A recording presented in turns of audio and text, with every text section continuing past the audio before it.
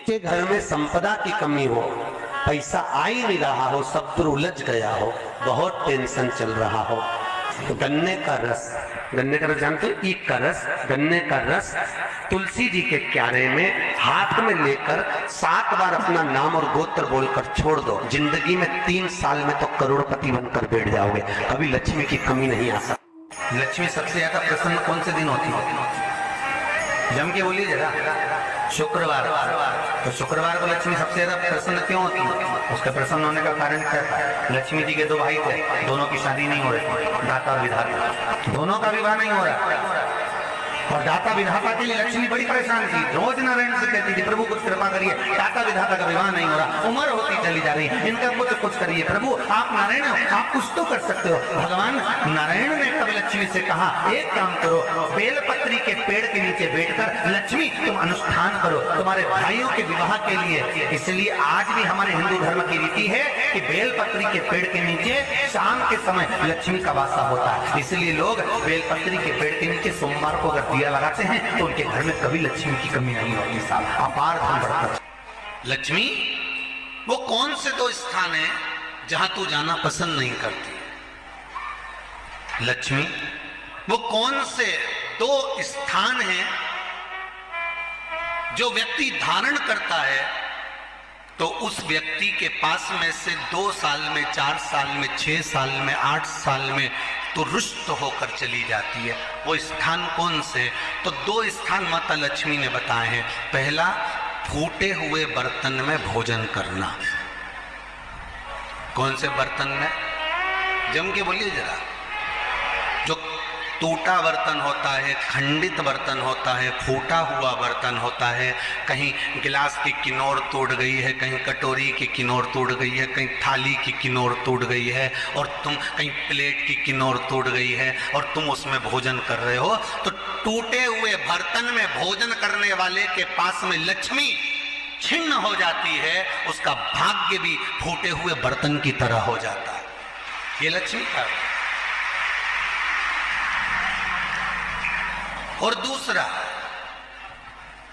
फटे हुए वस्त्र धारण करने वाले का भाग्य भी फटे हुए वस्त्र की तरह, जैसे फटा हुआ कपड़े का रेसा रेसा निकलता है, उसी तरह फटे हुए वस्त्र धारण करने वाले की भी जिंदगी में परिश्रम का रेशा निकलता रहता है पर उसको सुख का भान नहीं होता। आज के जमाने में ये फटे हुए कपड़ों का फैशन आ गया, ये बड़ा दुख की घड़ी है।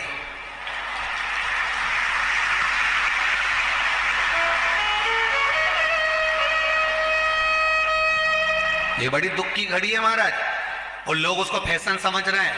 पहले तो कम फटा होता था, पर आज के जमाने में तो इतना इतना फट गया, ऐसा लगता है कि दिवाली का बम चलाने गया था दीपावली पे और बम कपड़ों के बीच में से फट गया। इसे तुमने अपने लिए शास्त्र कह रहा है, लक्ष्मी कह रही है माता पार्वती को कि 2 जगह पर अगर ये 2 क्रम जिस जीव के होते हैं उसके पास में से लक्ष्मी 5 साल में, हम कई बार कहते हैं इन बच्चों को नहीं मालूम, इन नवयुवक लड़कों को नहीं मालूम, इन नवयुवक बेटियों को नहीं मालूम कि फटे हुए कपड़े पहनने का फल क्या है। आज नहीं, विवाह कर कर जब जाएगी तो मायके से जब ससुराल जाएगी तो उन्हें कुंवारी अवस्था में तो खूब फटे हुए कपड़े पहन लिया ने, मम्मी मैं तो जीन्स लूंगी न ये लूंगी, तो खूब फटे हुए पहन, पर वहां जब जाएगी तब मालूम पड़ेगा कि रोना किसको कहते हैं।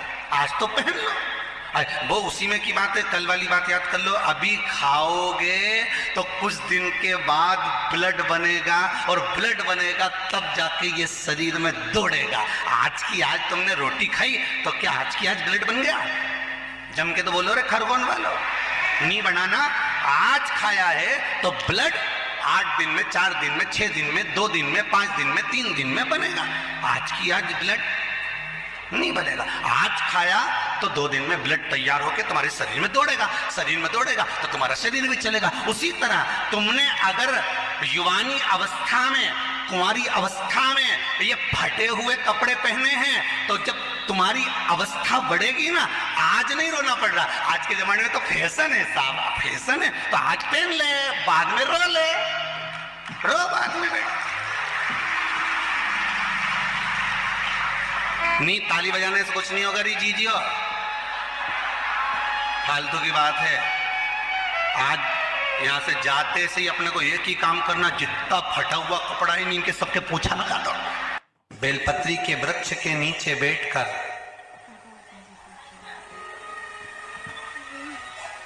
हाथ में एक बेलपत्र का पत्ता रखकर आप पंचाक्षर मंत्र नमः शिवाय, ओम नमः शिवाय या श्री शिवाय नमस्तुभ्यम या महामृत्युंजय मंत्र का स्मरण कर रहे हो, पर डंडी का भाग अपनी ओर, बेलपत्र की बीच वाली पत्ती का भाग बीच वाली उंगली की ओर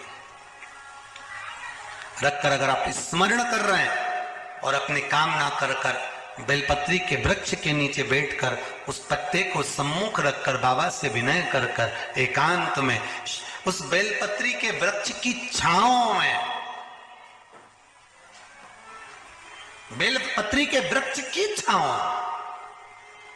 आप कामना कर कर उस पत्ते को शंकर भगवान के ऊपर समर्पित कर रहे हैं, तो ये जान कर रखें कि पार्वती और शिव का मिलन करवा रहे हैं और अपनी मनवांछित फल कामना पूर्ण करवा रहे हैं। क्योंकि शिव और पार्वती का जब मिलन होता है, शंकर पार्वती जब एक दूसरे के सम्मुख में होते हैं, शिव और पार्वती जब एक दूसरे के सामने अपने बच्चों के कारण एक दूसरे के सम्मुख में आते हैं, तो उनके चेहरे पर प्रसन्नता का भाव आ जाता है।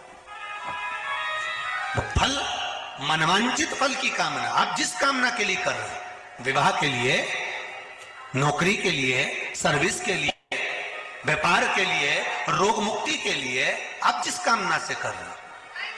भगवान शंकर ने जब लक्ष्मी जी का विवाह भगवान विष्णु के साथ कराया था, तब लक्ष्मी जी ने धन्यवाद दिया था शिव जी को, आप मुझे आदेश दो कि मैं आपकी सेवा क्या करूं। शंकर भगवान ने कहा मुझे सेवा की जरूरत नहीं है। लक्ष्मी जी कहती है नहीं, आपने मुझे नारायण से मिलवा दिया, कुछ तो कहिए प्रभु। शंकर भगवान ने कहा जब प्रदोष काल हो, शाम का समय हो, उस समय पर बेलपत्री, पीपल और आंवले के नीचे लक्ष्मी तो कुछ देर के लिए विराजमान हो जाना, जो तेरे इन वृक्षों के नीचे शाम को दीप लगाने आए उसके घर तो पीछे पीछे चली जाना, बस इतनी कृपा कर देना। और ये बात नहीं, 84 लाख योनियों में से एक योनि है छिपकली की योनि, जो घर दरवाजा छोड़कर 2 कदम भी चलकर भगवान के मंदिर, देवालय, कथा तक पहुंचता है। 84 लाख योनि में से छिपकली की योनि उसकी छूट जाती है, छूट। और जो पहुंचे ही नहीं है तो फिर वो तुम्हारे घर में भी कहीं की छिपकली चिपकी हो तो पहचान जाना तुम्हारी रिश्तेदार है। उसको उस कमरे में से 25 बार भगा तो वो उसी ट्यूबलाइट के पीछे आके छुप जाती है, उसी जगह पहचान जाना कोई रिश्तेदार बेचारे से घर में छूटा चिपक गया। पुनित पावन महीना पौष महीने के अंतर्गत अपने भी भगवान देवाधिदेव महादेव की पावन कथा का रसस्वादन कर रहे हैं, शिव महापुराण की कथा को श्रवण कर रहे हैं। और बहुत ध्यान से सुनना भाई, कोई बात है और आपकी वो कामना पूरी नहीं हो रही, बहुत प्रयास कर लिया आपने, कामना सिद्ध नहीं हो रही, एक लोटा जल, एक जल का पात्र लीजिए, उस जल के पात्र को लेकर उसमें थोड़ा सा लाल चंदन डालकर बेलपत्री के वृक्ष के नीचे और देवाधिदेव महादेव को चढ़ाना प्रारंभ कर दीजिए, शिव को चढ़ाना थोड़ा सा। उसके बाद में एक लोटा जल स्वच्छ फिर शिव जी को चढ़ाओ। प्रयास करो बेलपत्री मिले, उस बेलपत्री पर लाल चंदन तीनों पत्तियों पर लगाकर लाल चंदन बेलपत्री के वृक्ष के नीचे समर्पित कर कर उसी बेलपत्री के वृक्ष के नीचे का बेलपत्र वापिस लेकर श्री शिवाय नमस्तुभ्यम बोलकर आपकी कामना कहकर भगवान शिव पर अघोरेश्वर महादेव का नाम लेकर आप चढ़ाना प्रारंभ करिए। बाबा आपका कार्य 3 महीने के अंदर पूर्ण कर देगा, सफलता। शिव जी का एक नाम है अघोर।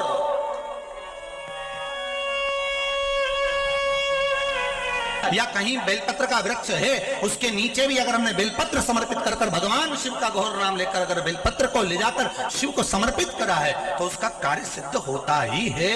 केवल 2 शिवलिंग है जो काले पारत के नहीं दिखते, काले पाषाण के नहीं दिखते। एक केदारनाथ जी और दूसरे सोमनाथ जी।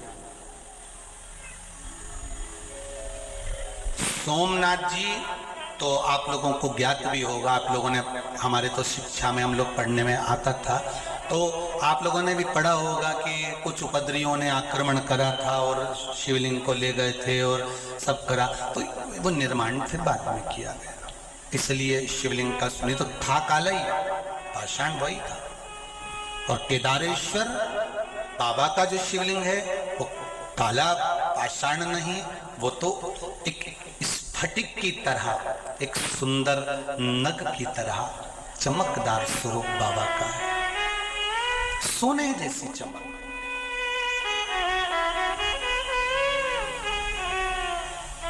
त्रिनेत्र शिव महापुराण की कथा कहती है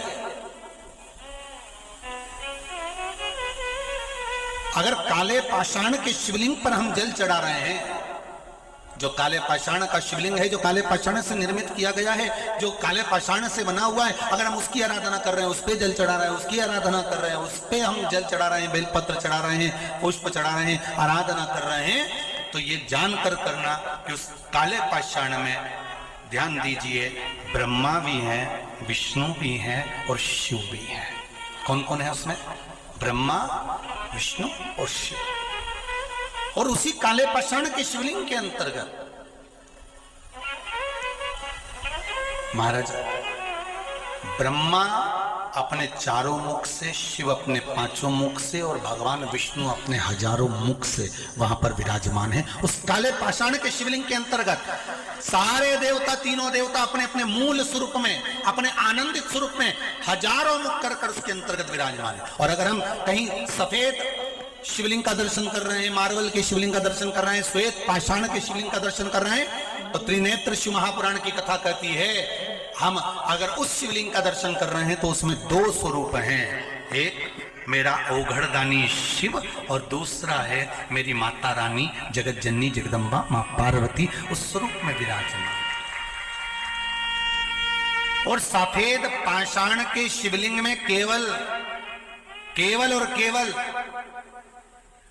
शिव और पार्वती ही नहीं, सफेद पाषाण के शिवलिंग में माता पार्वती के जितने जितने अवतार हुए हैं और जिस अवतार में माता पार्वती शिव जी की हुई हैं, वो सारे स्वरूप माता के उस शिवलिंग के अंतर्गत विराजमान रहते हैं। महाराज बड़े ध्यान दीजिएगा। और अब आता है तीसरा शिवलिंग, जिसमें नर्मदा जी के जल से निकला हुआ, जिसमें लहर बनी हुई है, निशान बने हुए हैं, कोई तरंग बनी हुई है, कोई मुखाग्रविंद बना हुआ है, कहीं चंद्र बना हुआ है, कहीं सूर्य बना हुआ है। उस शिवलिंग की आकृति में कुछ ना कुछ कलाकृति बनी हुई है।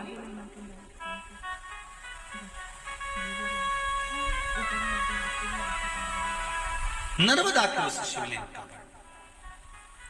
और माई नर्मदे हर, कोई नर्मदा कोई साधारण है क्या, जिसमें से एक पाषाण अगर प्रकट हो रहा है, एक शिवलिंग अगर प्रकट हो रहा है, तो शिवलिंग का वर्णन किया गया, कहा इसमें शिव है, इसमें पार्वती है और इसमें भगवान शंकर के 13 के 13 बच्चे विराजमान हैं। ये वो शिवलिंग है नर्मदा का, वो शिव, संपूर्ण शिव। बहुत ध्यान देना, पहले आपको कथा में बताया गया था, पहले कथाओं में जितनी बार कथा में कहा गया था उसका भी स्मरण कर ले। हमने कहा था ये शिवलिंग है, ये जलाधारी माता पार्वती जी का हस्त कमल है, जहां से पानी नीचे गिरता है, राइट भाग गणेश, लेफ्ट भाग कार्तिकेय, बीच में जो मोटी सी लाइन है वो अशोक सुंदरी, ऊपर से जो बूंद बूंद जल गिर रहा है शंकर भगवान की 5 लड़कियां, जया, विषहरा, शामरी बारी, दौतली और देव है। पर आज कथा में जो त्रिनेत्र शिव महापुराण की कथा चल रही है उसमें प्रथम बार हमको ये संवाद श्रवण करने को मिल रहा है कि कौन से शिवलिंग का स्वरूप, वर्ण, कौन सा स्वरूप किस कोई कृष्ण वर्ण का है, कोई श्वेत वर्ण का है, तो उसका आनंद क्या, उसमें किस किस का वास है, ये हमको प्रथम बार इस कथा में श्रवण करने का सौभाग्य प्राप्त हुआ है। आपको भी और हमको, आपको भी मिल रहा है और हमको भी मिल रहा है कि कौन से शिवलिंग में कौन कौन विराजमान। महाराज एक शिवलिंग और होता है जिसको कहते हैं स्फटिक का शिवलिंग। काय का शिवलिंग है, जम के बोलिए जरा, स्फटिक का शिवलिंग। ये किसी किसी के घर में होता है, कांच जैसा दर्शन होता है। कई लोगों के घर में स्फटिक की जगह लोगों ने कांच का नकली बना के दे दिया हो। अब करे क्या, इसलिए अगर स्फटिक का शिवलिंग है आपके घर में तो उस शिवलिंग में महाराज भगवान देव अधिदेव महादेव, चंद्र, सूर्य और उस शिवलिंग महाराज, और एक शिवलिंग आता है पारद का शिवलिंग। है किसी के यहां पारद का शिवलिंग है? अरे वाह, रखिए। किसी किसी जगह पर अपने को दर्शन मिलते पारद का शिवलिंग। पारद के शिवलिंग में किस किस का निर्माण, कौन कौन विराजमान है महाराज? तो शिव महापुराण की कथा कहती है पारद के शिवलिंग के अंतर्गत मेरे देव अधिदेव महादेव तो हैं, साथ में मां जगत जननी जगदम्बा भी उसके अंतर्गत विराजमान है। और पारद के शिवलिंग के अंतर्गत महाराज 64 योगनिया कुबेर जी के साथ विराजमान होती है उस पारद के शिवलिंग के अंतर्गत। तो मथुरा की जन्म स्थली पर जहां पर बिड़ला जी मंदिर बना है बड़ा सारा, राधा कृष्ण सरकार वहां पर विराजमान है, उस मंदिर के अंदर ऊपर चढ़कर जाएंगे तो वहां पर आपको पारद के शिवलिंग का दर्शन हो। वहां आप जाओ और कोई से जाकर कहे कि महाराज हमें बताओ कि पारद का शिवलिंग है तो हम उस पर क्या चढ़ा दें कि हमारी मनोकामना पूरी हो जाए। सफेद शिवलिंग है तो उस पर हम क्या चढ़ाएं कि हमारी मनोकामना पूर्ण हो जाए। काले पाषाण का शिवलिंग है तो हम क्या चढ़ाएं कि हमारी मनोकामना पूर्ण हो जाए। स्फटिक का शिवलिंग है हम क्या चढ़ाएं कि हमारी मनोकामना पूर्ण हो जाए। मां नर्मदा के जल से निकला हुआ नर्मदेश्वर शिवलिंग है, हम उसे क्या समर्पित कर दें कि हमारा कार्य सिद्ध हो जाए। भगवान का एक नाम है अघोर। ब्रह्मा जी को दर्शन दिया, अघोर मतलब सिद्ध नाम, सिद्ध करने वाला, कार्य की सिद्धता देने वाला।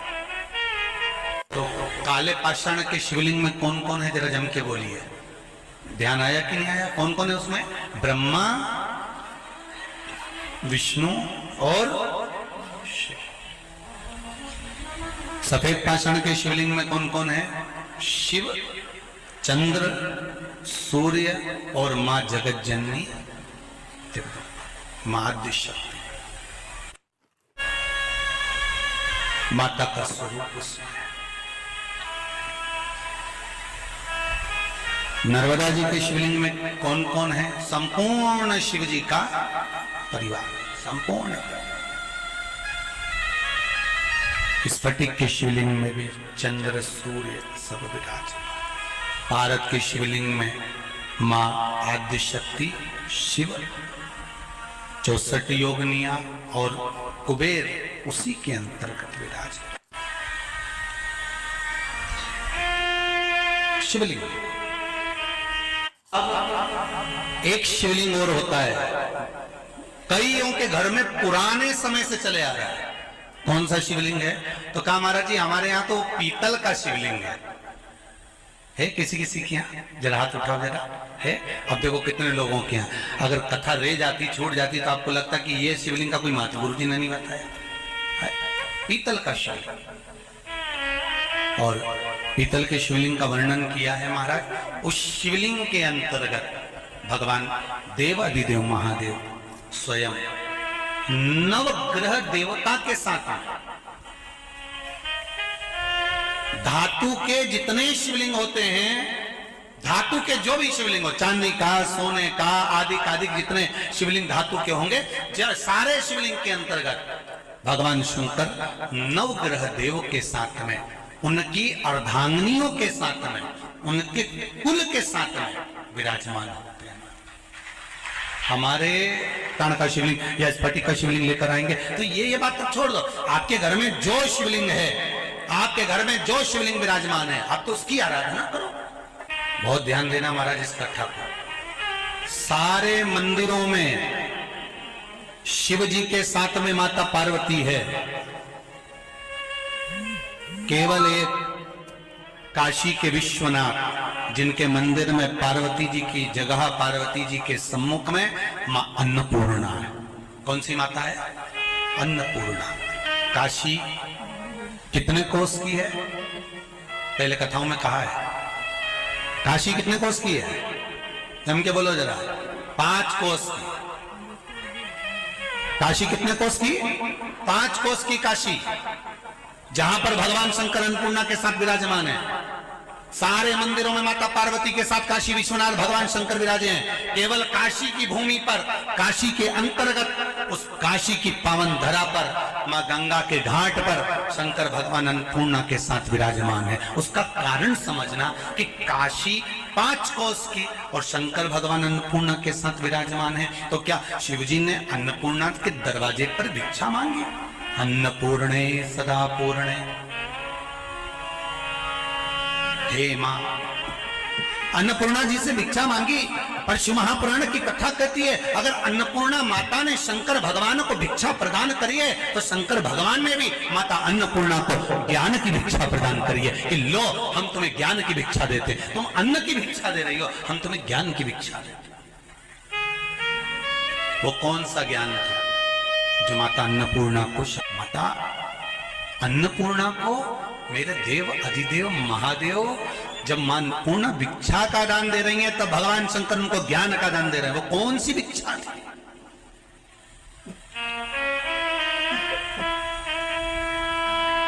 वो कौन सी? अन्नपूर्णे सदा पूर्णे शंकर प्राणवल्लभे, हे मां, हे मां। शिव कह रहे हैं भिक्षाम देई, पर माता अन्नपूर्णा ने भिक्षा दे दी। अन्नपूर्णा जी ने कहा बाबा रुको, आप हमें अगर कुछ दे रहे हो तो हमने सुना है जो देता है और जो लेता है तो लेने वाला कुछ तो देकर जाता है। तो शंकर जी ने अन्नपूर्णा जी से कहा आपको क्या चाहिए वो बताओ, आपको क्या दिया जाए? आज के जमाने में अगर हम किसी भिक्षुक को, किसी भिखारी को रुपया दे दें, अब वो दरवाजे पे खड़ा है और तुमने उसको 1 रुपया दे दिया तो उसको तो गुस्सा आ जाता है। बताओ 1 रुपया दिया, अपशब्द कह जाता है। बल्कि अगर किसी को कुछ दिया जाए, किसी को तुमने रोटी दी, कम्बल दिया, सामान दिया, तो उसको क्या चाहिए कि वो तुम्हारे को आशीर्वाद देकर जाए कि भैया बहुत अच्छा करा आपने, मुझे ये दे दिया, अच्छा हुआ मैं भूखा था आपने मुझे भोजन दे दिया, अच्छा हुआ आपने ये कर दिया। तो वो गुणगान गाए कि आपने मुझे ये दिया है, आपने मुझे ये प्रदान किया। तो शिवजी कह रहे हैं कि मांगो क्या चाहिए। अन्नपूर्णा जी कहती हैं बाबा हमने आपको भिक्षा दी है, आप भी कुछ भिक्षा में दे दीजिए, आप भी कुछ भिक्षा दे दीजिए। क्या चाहिए बोलो बोलो क्या दिया है? तो अन्नपूर्णा महारानी ने संपूर्ण विश्व के कल्याण के लिए शिव जी से, उनके जो 5 अवतार हुए हैं, उनने जो ब्रह्मा जी से सृष्टि के प्रकरण को आगे बढ़ाने का क्रम कहा है उसको सुनना चाहा है। माता अन्नपूर्णा कर रही है भोलेनाथ आप अपने अवतार के कारण बता दीजिए, आपके अवतार के स्वरूप बता दीजिए।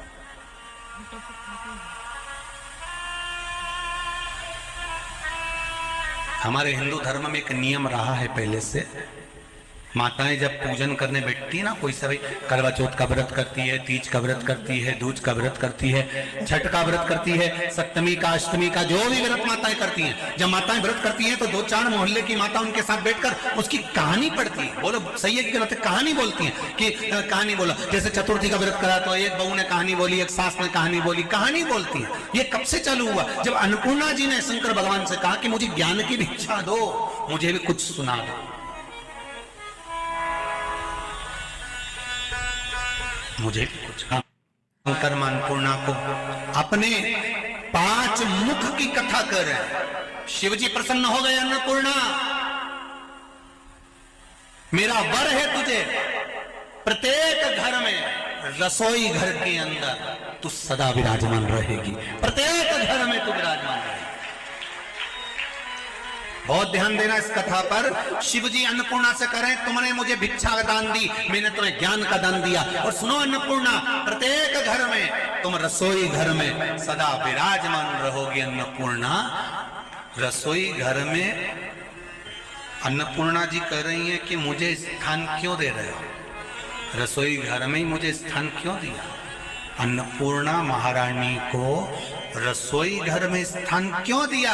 अब शंकर भगवान ने कहा अन्नपूर्णा, जहां पर रस का भंडार होगा, पूरे परिवार के लिए जहां भोजन का निर्माण होगा, तू वहां पर बैठी रहेगी। तो जो ज्ञान मैंने तुझे दिया, तू उस भोजन में वो ज्ञान प्रदान करेगी। जितने लोग ग्रहण करेंगे उनकी बुद्धि संवर जाएगी। जहां से निर्माण हुआ वहीं से बुद्धि संवार दी जाए, जहां से निर्माण हुआ है वहीं से बुद्धि। अन्नपूर्णा प्रसन्न गया, अन्नपूर्णा जी के हृदय में आनंद समाहित हो गया। ये प्रसंग को तुमरुका जी ने देवलोक में गा दिया। ध्यान दीजिए, यही 5 मुख के प्रसंग को तुमरुका जी ने देवलोक में गाया। और जो तुमरुका जी ने गाना चालू करा, इतने में तो देवऋषि नारद का आगमन हो गया। और जितने लोग बैठे थे सब तुमरुका जी की तारीफ कर रहे थे। वाह वाह वाह वाह, क्या बात, वाह वाह वाह, क्या जोरदार, क्या आनंद से। आप लोगों ने देखा होगा ना, कहीं भजन संध्या चलती है, कहीं कुछ चलता है, और चलते चलते चलते चलते कोई ने बहुत अच्छी चीज गा दी तो लोग कहते वाह साहब बहुत बढ़िया। तो देवताओं ने जब तुमरुका जी के मुख से शंकर भगवान का गुणगान सुना तो देवऋषि नारद वहां आए, श्रीमन नारायण करते हुए। देवऋषि नारद जब वहां पहुंचे, तुमरुका जी तो शंकर जी का गुणगान गा रहे थे, शिव जी का गुणगान गा रहे थे। और देवऋषि नारद को देखा नहीं, परखा नहीं, जिसने भी देखा बस तुमरुका जी को देखा। और तुमरुका जी को देखकर सबने उनका वर्णन किया, वाह क्या जोरदार गाया। सरस्वती मैया बोली वाह तुमरुका जी क्या जोरदार, लक्ष्मी जी बोली क्या तुमरुका जी क्या जोरदार, ब्रह्मा जी बोले वाह वाह तुमरुका जी, भगवान विष्णु बोले वाह वाह तुमरुका जी। अब देवऋषि नारद के परम मित्र हैं तुमरुका जी, परम मित्र हैं तुमरुका। पर देवऋषि नारद को भी हृदय में थोड़ी सी क्या हो गई, बोलो तो, जैसे थोड़ी थोड़ी जलन छिंदवाड़ा वालों को भी हो रही हो। शंकर राम को भी प्रिय है, शंकर कृष्ण को भी प्रिय है, शिव सबको प्रिय। देवाधिदेव महादेव के पास में 3 चीजें ऐसी हैं जो दुनिया के लोग कितना भी छुपा ले, संसार के लोग कितना भी छुपाने का प्रयास करें, परंतु वो छुपती नहीं है। पहले नंबर पर सूरज, दूसरे नंबर पर चंद्र और तीसरे नंबर पर सत्य।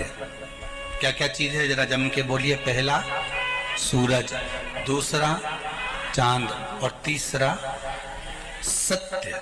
ये 3 चीजें दुनिया के लोग कितना भी छुपाने का प्रयास करें पर वो छुपती नहीं है।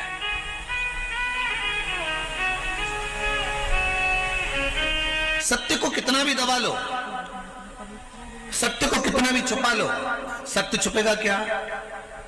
भगवान ब्रह्मदेव भगवान शंकर के शिवलिंग का शीश देखने के लिए गए, और शीश देखने के लिए भगवान ब्रह्मदेव गए और ब्रह्मा जी ने शीश देखा। शीश देखने के लिए जब जाते गए नहीं मिला, जब केतकी के पुष्प को साथ में लिया, गौ माता को साथ में लिया, गाय और केतकी के फूल को लेकर आए और भगवान विष्णु के सामने, शंकर जी के शिवलिंग के सामने कहते हैं कि ये गौ माता सत्य बोल रही है,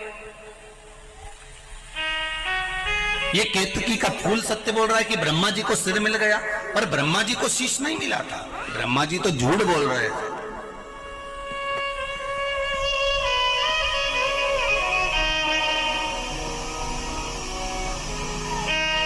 सत्य छुपता नहीं है।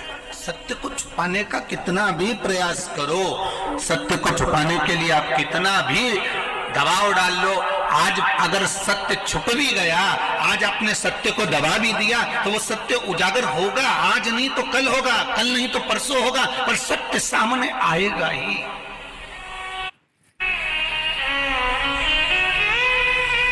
सूरज की किरणों को कितना भी छुपाने का प्रयास कर लो, सूरज की किरणों को कितना भी दबाने का प्रयास कर लो, पर वो सूरज की किरणें कितना भी दबाना, पर उसकी किरण प्राप्त होगी जरूर। अरे सूर्य देवता के सामने कोहरा छा जाता है, बादल छा जाते हैं, तो भी सूर्य अपनी किरणों को कहीं ना कहीं प्रकाशित कर ही देता है। चंद्र अपनी शीतलता कहीं ना कहीं प्रदान कर ही देता है। श्री शिवाय नमस्तुभ्यम, श्री शिवाय नमस्तुभ्यम, श्री शिवाय नमस्तुभ्यम। हर हर महादेव, ओम नमः शिवाय, श्री शिवाय नमस्तुभ्यम का मतलब आप लोग जानते ही होंगे। प्रदीप मिश्रा की वाइस ने बताई है कि श्री शिवाय नमस्तुभ्यम के मतलब क्या होता है। वीडियो अच्छा लगे तो वीडियो को लाइक, सब्सक्राइब, कमेंट करना मत भूले। ज़्यादा से ज़्यादा आप लोग शेयर कीजिए, लाइक कीजिए, सब्सक्राइब कीजिए और कमेंट करना मत भूलें। सभी लोग से यही रिक्वेस्ट है, आप लोग मेरा फुल सपोर्ट करते रहिए। जैसे आप लोग सपोर्ट करते हैं, सपोर्ट करने के लिए थैंक यू सो मच।